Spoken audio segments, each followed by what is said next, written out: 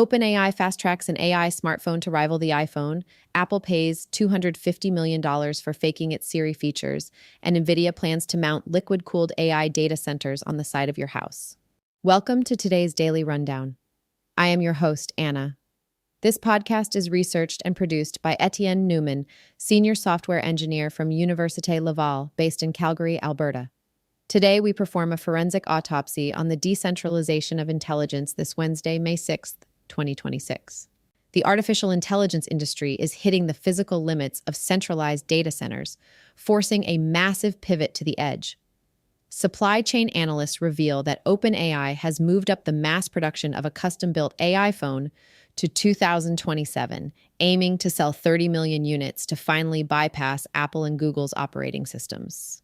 To solve the crippling energy shortage, Nvidia is partnering with a startup to install mini, decentralized data centers directly onto the exterior walls of residential homes, tapping into unused local grid capacity. Meanwhile, the human cost of this AI integration is accelerating.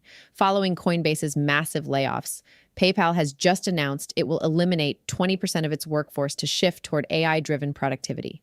Before we dive into the data, I have a brief strategic request. The algorithms governing the app you are listening on right now dictate what intelligence reaches your feed. To ensure you never miss our highest-rated episodes, please hit follow or subscribe to the DJAMGAMIND channel on Apple Podcasts to always listen completely ads-free.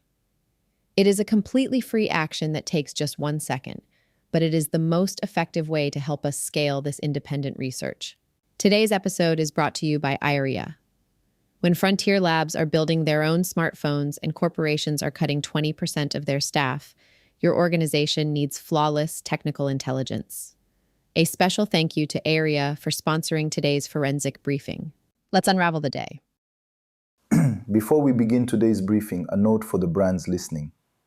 If you want to reach the true architects of the AI revolution, the technical leaders actually building the stack, not just the tourists, DJAMGAMIND offers select premium partnership opportunities. Let us position your product directly in front of the ultimate technical buyer. Visit jamgamind.com/partners.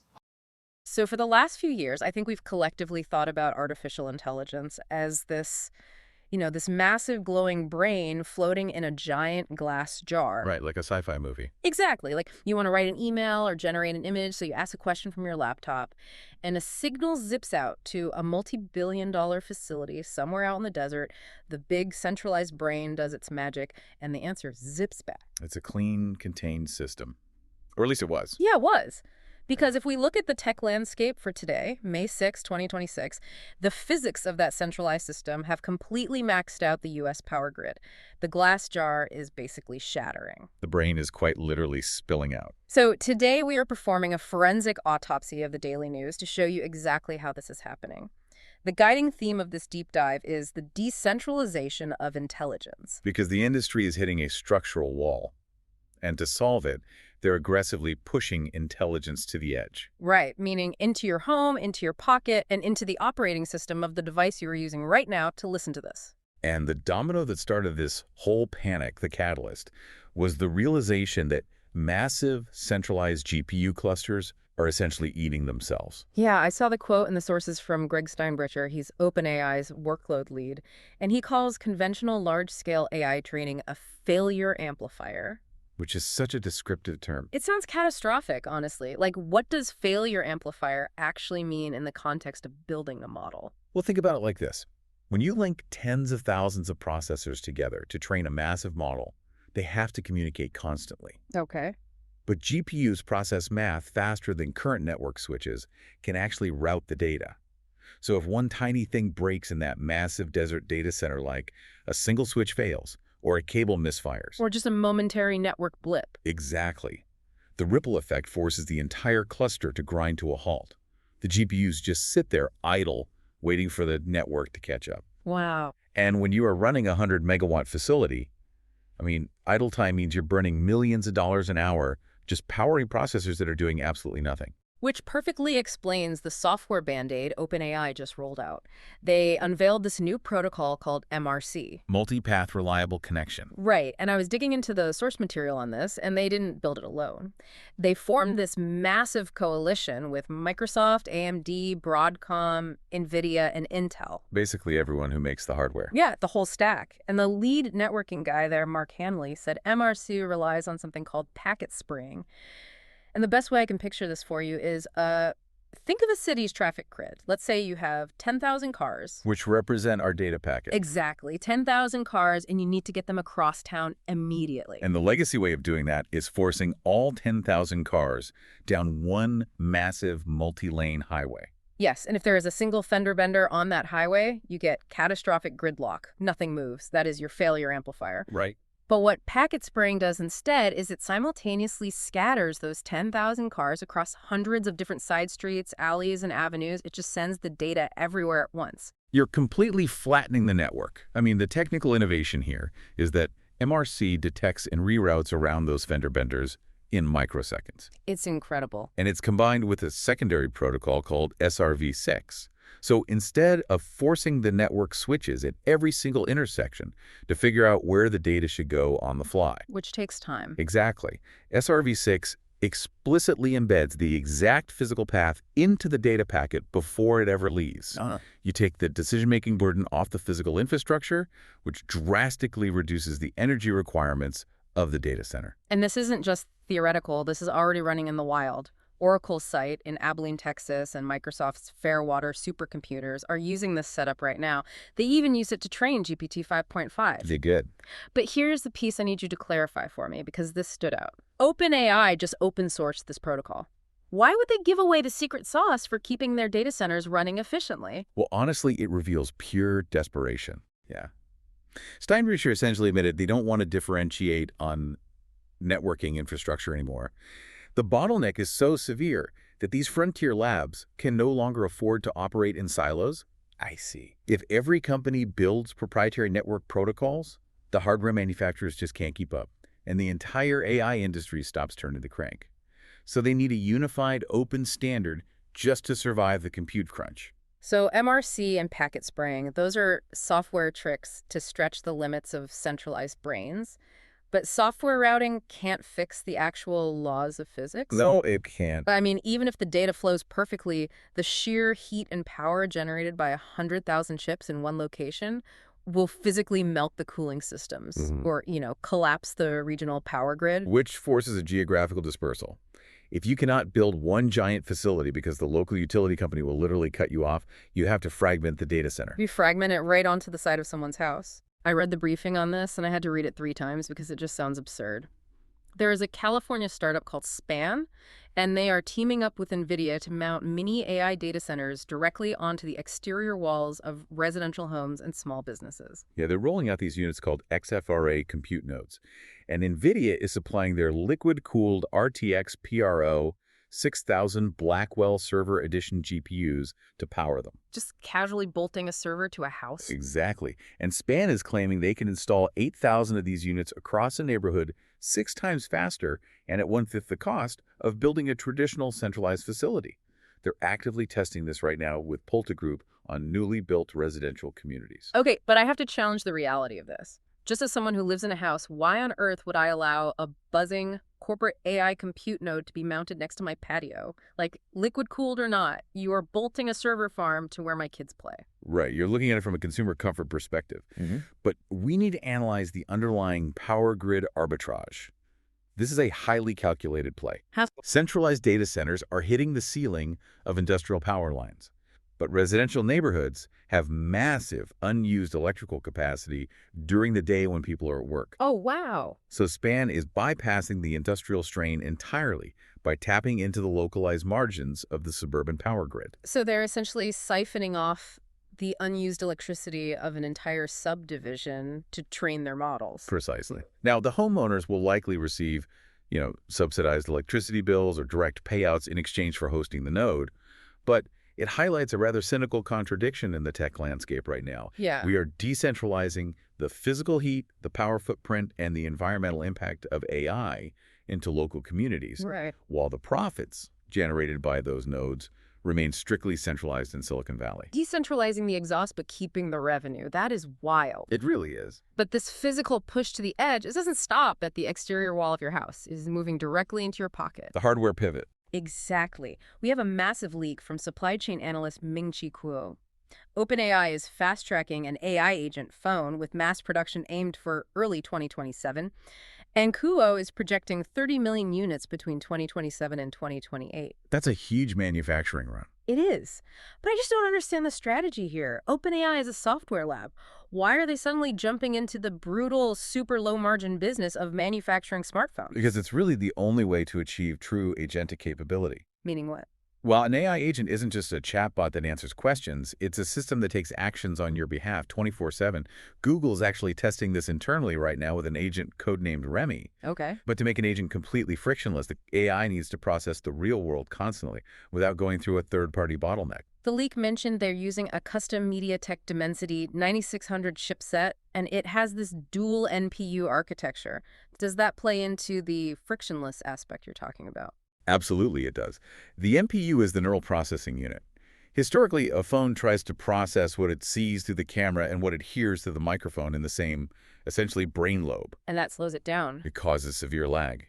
But the dual NPU physically splits the vision and language tasks on the chip itself. It means the AI can watch your screen or your camera feed and listen to you speak simultaneously without stuttering. Which bypasses Apple and Samsung entirely. That is the core motivation. I mean, the leak explicitly highlights the phone's image signal processor with enhanced high dynamic range. If OpenAI relies on Apple's iPhone, they are completely at the mercy of Apple's camera permissions and hardware pipelines. Right, Apple controls the gates. Exactly. By controlling the device layer, the AI natively processes real-world visual sensing. It doesn't have to ask for permission to open an app. It acts as a continuous extension of your senses. And the legacy hardware companies clearly know this is happening, which is why they are scrambling to host their own local intelligence. Oh, big time. I mean, Google is actively irritating Chrome users right now by silently installing their lightweight Gemini Nano model directly onto local machines just to offload compute from their servers. Yeah. And Apple is completely pivoting. They are opening iOS 27, iPadOS 27, and macOS 27 this fall to rival third-party AI models. It's a monumental shift for a walled garden like Apple. They realize the smartphone is no longer just a glass screen used to access cloud services. It has to become a localized host for a highly competitive ecosystem of AI models. Okay, so let's look at the financial reality of this entire roadmap. We have hyper-optimized network routing, thousands of server nodes bolted to residential houses, and the custom manufacturing of 30 million AI phones. That requires a staggering amount of capital. That's phenomenal. You're seeing Anthropic commit $200 billion to Google for cloud and chips over the next 5 years. DeepSeek, the Chinese AI lab, is raising $4 billion, which pushes them to a $50 billion valuation. The money has to come from somewhere. And historically, when infrastructure requires that level of raw investment, companies ruthlessly cut operational costs to fund it. And the easiest target is human labor. Which brings us to the corporate fallout. We are looking at massive disruptions in white-collar work. PayPal is deleting 20% of its workforce. 1 in 5 workers, gone. Yeah. This mirrors Coinbase recently cutting 14% of its staff, which was about 700 people. And the stated reason from executive leadership across the board is a mandate for faster decision-making, capitalizing on AI-driven productivity and agent-driven workflows.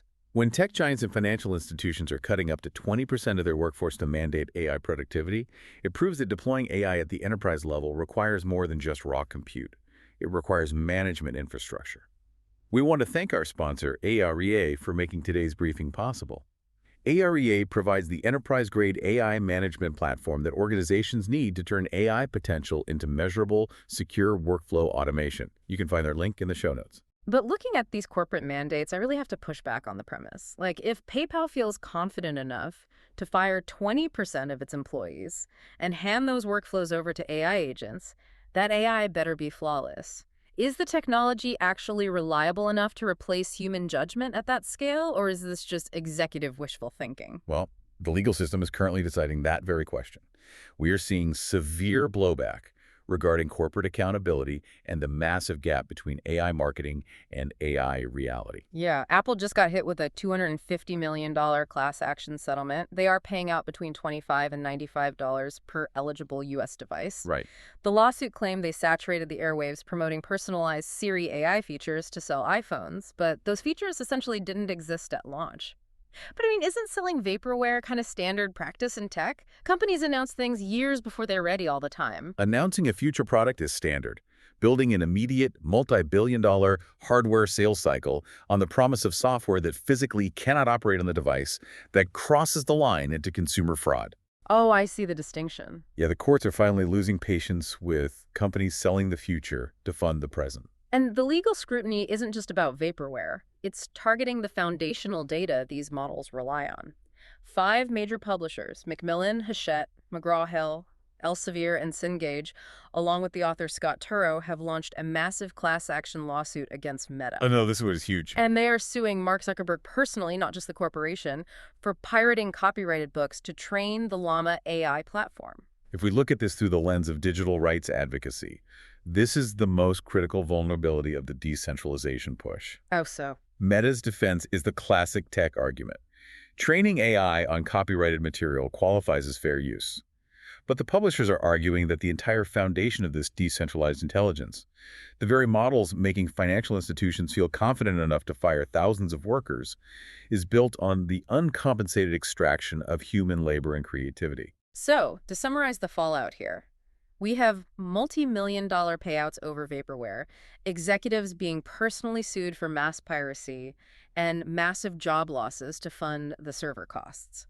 It paints a fairly bleak picture of the industry. It does. But looking at the sources, the underlying science itself is actually yielding undeniable generational breakthroughs. Exactly. The corporate rollout is deeply flawed, but the capabilities of the models are compounding at an astonishing rate. Take OpenAI's GPT 5.5 Instant. This is their lightweight model designed for edge devices. The source data shows a 52.5% drop in hallucinated claims in high-stakes fields like medicine, law, and finance. Which is vital if we're trusting it to make real decisions. Right, and it just scored an 81.2 on the AIM 2025 math test. That isn't just an incremental update. That is a massive jump in reliable reasoning. And when you apply that level of reliable reasoning to hard scientific discovery, specifically integrating AI with quantum computing, we are seeing milestones that were considered absolute science fiction 5 years ago. Yes, this was the most fascinating piece of the briefing for me. IBM's quantum computing division partnered with the Cleveland Clinic and Riken.